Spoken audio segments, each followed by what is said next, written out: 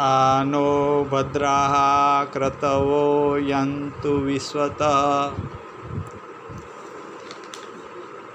यहाँ पर जो मैंने बोला वो ऋग्वेद में से लिया गया है।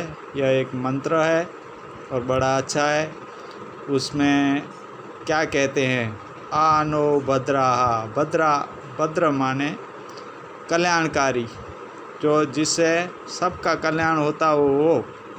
तो आनो भद्राः क्रतवो विचार है, क्रतु माने यज्ञ है, यज्ञ संबंधी विचार माने वो कल्याणकारी विचार ही होते हैं। आनो भद्राः क्रतवो यन्तु विश्वतः, विश्वतः माने चारों ओर से। तो हमें चारों ओर से कल्याणकारी विचार प्राप्त हों, ऐसी शुभ कामना यहाँ पर की गई है। आजकल हम देखते हैं तो चारों ओर से हमें बुराइयां बहुत नज़र आती हैं। कोई लोग तो बोलते हैं कि यह कलयुग है, हलाहल कलयुग है। तो इससे भी हो सकता है, वो श्रद्धा की बात है, लेकिन कलयुग कहाँ से आया? हम ही तो लाते हैं। अगर किससे अच्छी तरह बात की हमने तो वो अच्छी तरह जवाब देगा। अगर उसको बुरी तरह बोला है, गाली वाली दी, तो क्या होगा? तो सामने वाला गुस्से ही होने वाला है। तो हमने पहले सतयुग था, उसको कलयुग में बदल दिया। तो हमारा मन, हमारी वाणी और हमारा वर्तन अगर सत्य बनाएं, अगर कल्याणकारी बनाएं, तो ये हो सकता है कि सतयुग है हमारे लिए। नहीं तो कलयुग तो है ही चारों ओर। तो कलयुग जब घेर लेता है मनुष्य को, तब केवल भगवान की शरण ही उसमें से निकाल सकती है। कलयुग कलौ केशव कीर्तनात्, ऐसा बोला है ना। तो केशव जो भगवान कृष्ण हैं, उसका नाम लेने से, उसका जाप जपने से मुझे बहुत बार ऐसा अनुभव हुआ है कि श्री कृष्ण शरणम मम, वो जपने से मानसिक शांति मिलती है। कभी भी मैं जाता रहता हूँ तो अकेला पढ़ता हूँ तो मुझे यही याद आता है। हमारे गुरुजी पांडुरंग शास्त्री जी ने हमें ये बात सिखलाई है। तो इससे हम आगे बढ़ से हमारे लिए बहुत पूजनीय, और वो तो बहुत बड़े महान फिलोसोफर थे। विश्व में उनके जैसा कोई फिलोसोफर हुआ नहीं है मेरे ख्याल से। तो ये क्या है कि आनो भद्राः क्रतवो यन्तु विश्वतः, चारों ओर से हमें अच्छे से अच्छे विचार प्राप्त हों। अगर बुरा विचार कोई भी बुद्धि में घुसा, भगवान के पास हमारी मांग क्या होती है कि भगवान तू हमारी बुद्धि स्थिर रख, तू हमारी बुद्धि अच्छी रख। अगर बुद्धि ऐसी है कि जैसे हम 4 व्हील का ड्राइव करते हैं और स्टीयरिंग थोड़ा आगे पीछे चला गया तो कितना ये नुकसान हो सकता है। एक्सीडेंट्स में तो कल्पना ही की जाती है कि क्या होगा।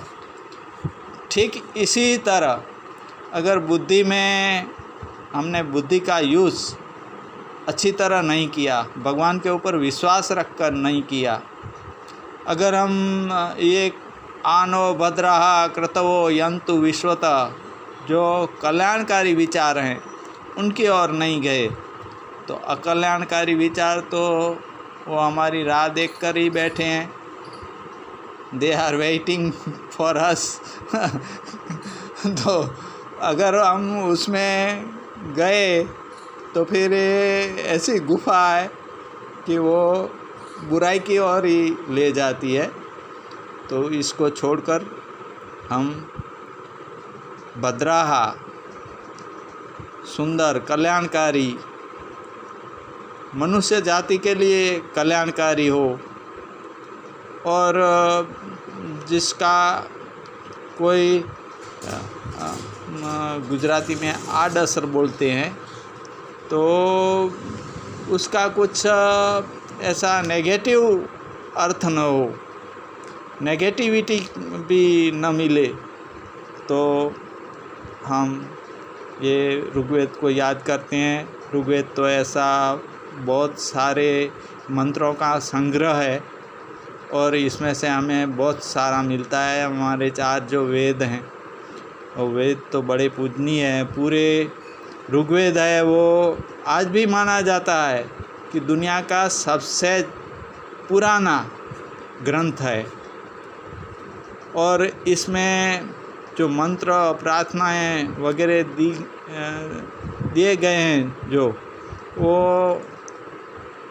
उसके बाद के जो सामवेद हैं, यजुर्वेद हैं, या तो अथर्ववेद है, तो उसमें वो फॉलो करते हैं सभी। मूल जो वेद है वो तो ऋग्वेद ही है। भगवान ने ऋग्वेद को अपनी विभूति ही माना है। तो ऋग्वेद के ऐसे मंत्र हम बार बार जपते रहें। उसका जो अर्थ है वो अर्क है। उसमें हम बोलते जाएंगे तो कुछ नहीं होगा। वो तो टैप भी बोल सकती है, जबान पे रख लिया। एक कहानी है गुजराती में कि एक बार एक मालिक ने अपने तोते को पढ़ाया कि राम नाम जपना और बिल्ली आवे तो भागना। अभी तोता तो समझा नहीं, वो तो जपने लगा राम नाम। वो पढ़ा दिया था उसको अच्छी तरह, तो राम नाम जपने लगा। बिल्ली आई तो भी वही बोलता था, राम नाम जपना, बिल्ली आवे तो भागना। उसका अर्थ वो समझा नहीं था। तो बिल्ली ने धीरे धीरे तोते को पूरा खा गई बिल्ली। तो अर्थ नहीं समझने से ऐसा घोटाला होता है। अर्थ अपने पास होता है, फिर भी अपने को मालूम नहीं होता है। जैसे कि एक कहावत है कि छोकरो छे कांखમાં અને गुमे छे गामમાં। मतलब लड़का है वो तो अपने पास ही है, लेकिन वो गांव में उसको देखने के लिए वो उसकी माँ चारों ओर सबको पूछती है। तो इस तरह हम ये वीडियो है वो सभी के कल्याण के लिए, हमें कोई भौतिक फ़ायदा न हो, इस तरह हम देते हैं। और हमारी जो संस्कृत भाषा है वो कितनी समृद्ध भाषा है। पूरे विश्व में वो 10,000 वर्ष तक उसका प्रभाव रहा। उसका जो व्याकरण है, उसकी जो पद्धति है, आज भी कंप्यूटर में सबसे ज़्यादा वो फेवरेट भाषा के रूप में भी संस्कृत भाषा ही है। तो कोई भी आज परदेशी लोग सीखते हैं और हम भारतीय लोग उससे दूर दूर हटे जा रहे हैं। अगर माता पिता भी अपने लड़के को ऐसा शिक्षण नहीं देते कि बेटा तू संस्कृत में तू अच्छा ध्यान दे और उसमें से सीख, तो संस्कृत में क्या मिलेगा? संस्कार मिलेगा। संस्कार से वो संस्कार ऐसे मिलेंगे कि वो माता पिता को पैरों में पड़ेगा और उसकी आज्ञा मानेगा। मातृदेवो भव, पितृदेवो भव, आचार्य देवो भव, अतिथि देवो भव, श्रद्धया देयम, स्वाध्यायान माँ प्रमद। ये सब क्या है? ये सब फाउंडेशन में है। संस्कृति के जो फाउंडेशन में है वो कितने शॉर्ट में बताए गए हैं कि मातृदेवो भव। हम एक को ही देखते हैं कि माता ने हमारे लिए क्या नहीं किया है। अगर बच्चा अपने माँ बाप को इस तरह गालियाँ देता है या तो फिर मारता है, आजकल देखा जाता है ना, सब कुछ अखबार बताते हैं या न्यूज़ चैनल्स भी बताती हैं, तो ये उसको कितना दुख होता होगा कि मैंने जन्म इसलिए दिया कि वो मुझे विश्राम धाम में भेज दे, या तो बड़े बूढ़ों का जो वो होता है वो दूसरे जो देते हैं वो डोनेशन, उसके ऊपर चढ़ने वाला वहाँ भेज दे। वहाँ कौन उसको कंपनी देगा अच्छी तरह, घर के जैसी क्या उनकी उसकी सुविधा होगी। मैं ऐसा दावा नहीं करता हूँ, बहुत सारे अच्छे भी वृद्धाश्रम होंगे, लेकिन जो घर में प्यार मिलता है, बहू बुलाती है, माँ जी आइए आपको मैं अच्छी तरह खिलाऊंगी, आज ये रसोई बनी है, वो रसोई बनी है, आपको जो चाहिए वो हम देंगे। या तो फिर इतना पूछे, वो तो सास तो ऐसा ही बोलेगी कि अरे बेटा तुम्हें जो बनाना हो बनाओ, लेकिन अगर बहू है वो सास को पूछे कि माँ जी मैं क्या बनाऊँ, सब्ज़ी क्या बनाऊँ, मैं आज रसोई क्या बनाऊँ, आपको जो अच्छी लगे वही बनाऊँगी मैं, तो उसका हृदय भरा आता है। इस तरह आमने सामने होता है ना, तो अपनी बेटी को बेटी समझना, उसको प्यार देना, इस तरह बहू को भी प्यार देना ज़रूरी है, तो अच्छा रहेगा। अगर ये नहीं होगी समानता तो वहाँ क्लेश होगा, वहाँ पर प्रॉब्लम खड़ा होगा। तो घर को स्वर्ग बनाना वो अपने हाथ में है, ज़्यादा करके लेडीज़ लोगों के हाथ में है, और घर को नर्क बनाना तो एक श्लोक भी है संस्कृत में, क्या नहीं है मुझे हंसना आता है कि उसमें पूरा ऐसा वर्णन किया गया है कि वो गाली देती है, बहू तो सामने देती गाली मिलती है, ऐसा श्लोक है। तो रंडे जलपसी किम तोय जननी रंडा त्वदीय स्वसा ऐसा श्लोक है, अभी याद नहीं आता है। तो घर में नर्क बन गया वो घर, स्वर्ग नहीं बना।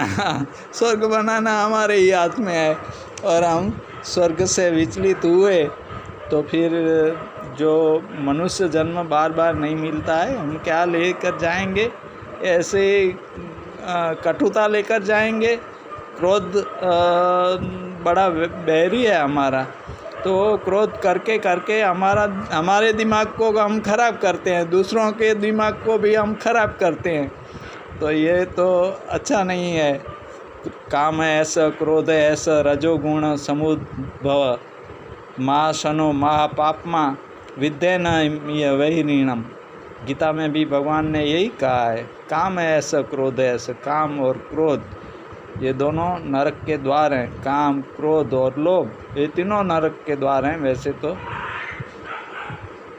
तो यहाँ पर थोड़ा बोलने में ज़्यादा हो गया है, तो आप सबको आपने सुना, धन्यवाद। आपने जिन्होंने ध्यान दिया है, सुनता है, तो ये सारी बातें हैं। अभी हमारे जीवन में तो क्या है कि पीछे की जो ज़िंदगी है वो अच्छी तरह गुजारनी चाहिए, आनंद में गुजारनी चाहिए। और हमारा यह आनंद का विषय है, मैंने पढ़ाया है, वो भी संस्कृत में मेरा मेन सब्जेक्ट था। तो MA BA हुआ तो भी मेन संस्कृत, B.Ed हुआ तो भी मेन संस्कृत, और MA हुआ तो भी मेन संस्कृत था। संस्कृत के ऊपर प्यार जगाने वाले मेरे गुरु पूजनीय पांडुरंग शास्त्री जी आठवले, इन्होंने ही प्यार जगाया। नहीं तो मैं तो व्यापारी का लड़का था। व्यापारी के लड़के को संस्कृत से ज़्यादा मतलब नहीं होता है। लेकिन मैं जब छोटा था तभी से हमारे घर में स्वाध्यायी आते थे। स्तोत्र वगैरह का या तो प्रार्थना वगैरह का महत्व था। तो इस तरह हमारे बहुत सारे उपकार महापुरुष के हैं पांडुरंग दादाजी के। तो मैंने ये संस्कृत सफलता से मेरे 33-34 वर्ष तक पढ़ाया और अभी रिटायर्ड एज में मैं ऐसा ही काम करता हूँ। धन्यवाद।